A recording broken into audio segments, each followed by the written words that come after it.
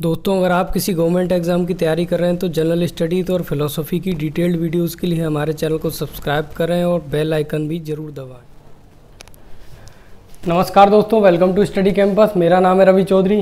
दोस्तों, ये जो वीडियो है ये एग्जिस्टेंशियलिज्म पे किरकेगार्ड की फ़िलोसफी का थर्ड पार्ट है। इससे पहले मैं इनके 2 पार्ट पर वीडियो बना चुका हूँ, 2 पार्ट्स बना चुका हूँ, और उससे भी पहले 2 वीडियोज़ बनाई हैं एग्जिस्टेंशियलिज्म या अस्तित्ववाद की फ़िलोसफी पर। ये चारों वीडियोस कंटिन्यूटी में है। ये 5वां उसका पार्ट मान के चलिए आप, क्योंकि उन दोनों में बेसिक्स के जो भी प्रिंसिपल्स थे, जो तीनों हमें एग्जिस्टेंशियलिस्ट फिलोसोफर पढ़ने हैं, किरकेगार्ड और सार्त्र और हेडेगर, इन तीनों को मैंने एक तरह से मान के चलिए कि बेसिक जो भी टर्म्स हैं उसमें समझा रखे हैं कि आखिर है क्या इनकी फ़िलोसफी, क्या चाहते हैं, ये सब कुछ समझा रखा है। तो इसको आप देख रहे हो, नए हो तो प्लीज़ पहले उन्हें देख लें, जब ही ये अच्छे से आपको समझ में आएगी। आगे बढ़ते हैं। अच्छा, वीडियो दोस्तों पसंद आती है तो वीडियो को लाइक किया करो, कमेंट किया करो, और जो लोग नए हैं वो चैनल को सब्सक्राइब करें जिससे कि नई वीडियोस उनको मिलती रहें। आप डिस्क्रिप्शन बॉक्स में जाकर हमारे टेलीग्राम चैनल और फेसबुक की लिंक पर क्लिक करके उनको भी ज्वाइन कर सकते हो। तो चलिए स्टार्ट करते हैं। जो लास्ट वीडियोस हैं वो उनमें मैं क्या क्या बता चुका हूँ कि ये थीस्ट थे, भगवान को मानते थे, सेल्फ या आत्मा को भी मानते थे, है ना।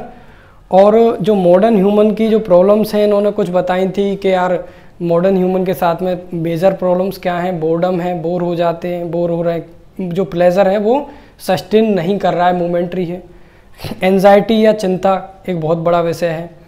और जो तीसरी बात इन्होंने बताई थी वो डिस्पेयर या निराशा। हर किसी की ज़िंदगी में डिस्पेयर है, निराशा है, हर किसी की में, उसको पता हो या नहीं पता हो। और ये कहते हैं कि अगर आपको पता नहीं है तो ये तो सबसे ज़्यादा बेसिक फॉर्म है निराशा की, कि आपको पता ही नहीं है कि आप निराशा में हो, डिस्पेयर में हो। और उसके बाद इन्होंने 3 स्टेजेस बताई थी लाइफ की, कि लाइफ की 3 स्टेज होती हैं। एक एस्थेटिक स्टेज, या जिसको हिंदी में बोलते हैं संवेगात्मक स्टेज, जिसमें सेंसुअल प्लेजर की बात चल रही थी। दूसरी एथिकल स्टेज थी, और तीसरी जो स्टेज इन्होंने बताई थी वो रिलीजियस स्टेज बताई थी। रिलीजियस स्टेज में ये कहते हैं जब ट्रू सेल्फ इवॉल्व होती है तो सारे जो डिसीजन है या जो कुछ भी है वो किस पर बेस्ड होता है? Total faith in God. God में टोटल फेथ के बेसिस पर आप डिसीजन लेते हो। आज जो हम देखते हैं चॉइस और ट्रुथ इज सब्जेक्टिविटी, ये क्या है इसको देखते हैं। तो पहले चॉइस को डिस्कस कर लेते हैं, फिर इसको करते हैं। चॉइस में तो सिर्फ 2-4 पॉइंट बताने हैं मुझे आपको, क्योंकि एज सच चॉइस के ऊपर कोई क्वेश्चन आएगा नहीं, और आएगा तो वो जो मैंने एग्जिस्टेंशियलिज्म पर जो बेसिक वाली वीडियो थी उनके बेसिस पर आप उसको बहुत अच्छा आंसर लिख दोगे। चॉइस की जब बात आती है तो किरकेगार्ड कहते हैं कि यार चॉइस तो फंडामेंटल है, चॉइस तो करनी ही करनी है आपको। किसी भी तरह से आप देख लो, हर जो डिसीजन है आपका वो आपकी खुद की ही चॉइस है। और यहाँ तक कि ये भी कहते हैं that life is a series of choices. Life क्या है? सीरीज है चॉइसेस का।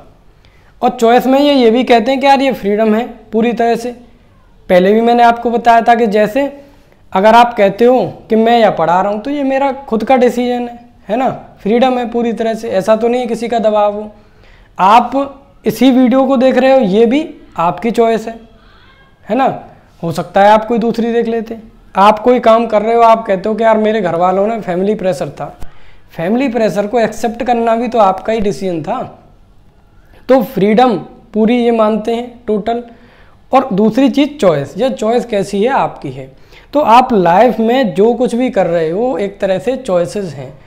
सो he says that life is a series of choices. और आप देख लीजिए, आप सुबह से शाम तक पता नहीं कितनी चॉइसेस, चॉइस वाली बात कितनी यहाँ पर आ जाती है। तो ये जो बात निकल के आती है, इनकी जो बेसिक जो मेन थीम थे इनकी फ़िलोसफी के, चॉइस, फ्रीडम और गॉड, वहाँ से आते हैं। ठीक है। फिर ये एक बात और कहते हैं कि भाई चॉइस तो आपको करनी ही करनी है, और ऐसा नहीं है कि चॉइस करने से जो डिस्पेयर है या निराशा है वो चली जाएगी। ज़रूरी नहीं है, लेकिन करनी आपको यही है। और फाइनली जो ट्रू सेल्फ वाली बात बताई थी, थर्ड स्टेज जो हमने कल पढ़ी थी, तो थर्ड स्टेज में डिसीजन किसके बेसिस पर थे? टोटल या एब्सोल्यूट फेथ के आधार पर, आस्था के आधार पर डिसीजन लेने थे। तो ये जो टोटल जो आस्था वाली जो स्टेज है, इसमें इसी को सजेस्ट क्यों कर रहे हैं आखिरकार? क्या इससे जो निराशा है वो खत्म हो जाती है? ये भी देखेंगे, ये यहाँ पर देखेंगे हम, जो सिकनेस अनटू डेथ है उसमें डिस्कस करेंगे कि क्या जो थर्ड स्टेज है उससे निराशा वाली स्थिति खत्म हो रही है या नहीं हो रही है। लेकिन अभी आप इतना समझिए कि ये कहते हैं कि भाई ये टोटल फेथ की जो स्टेज है, यहाँ पर फ़ायदा एक ये है कि जब आप गॉड में पूरी तरह से कमिटेड रहोगे, टोटल फेथ की स्टेज होगी, तो यहाँ पर आपके जीवन में क्या आएगी? स्टेबिलिटी आएगी। ठीक है, स्टेबिलिटी या स्थिरता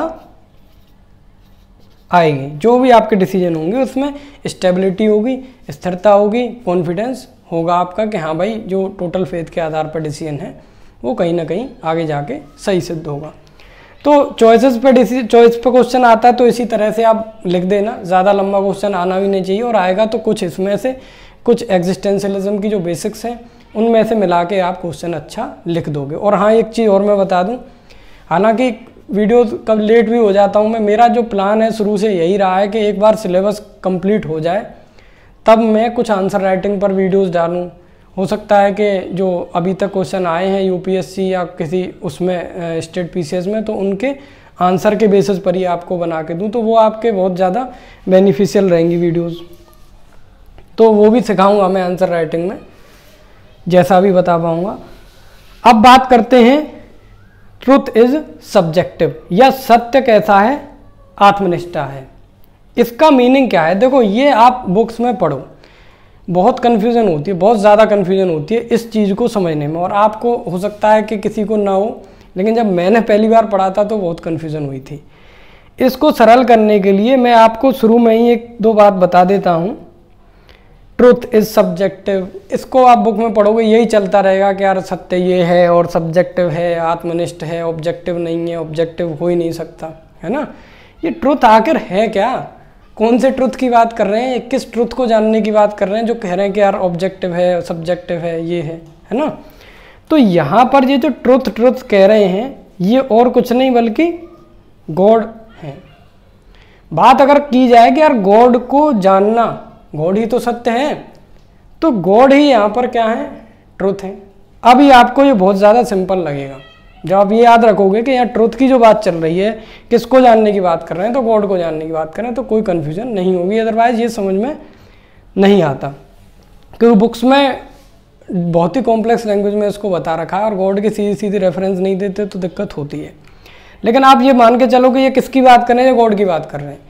ये क्या कहते हैं कि जैसे साइंस में जो वो होते हैं, जो नॉलेज होती है वो ऑब्जेक्टिव होती है।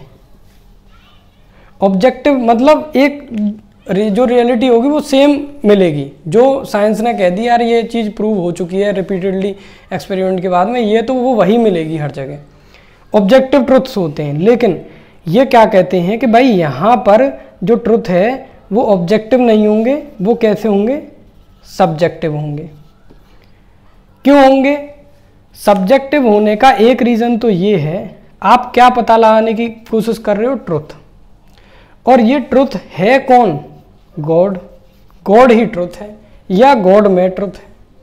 ठीक है, तो क्या गॉड कोई ऑब्जेक्ट है? गॉड कोई ऑब्जेक्ट नहीं है।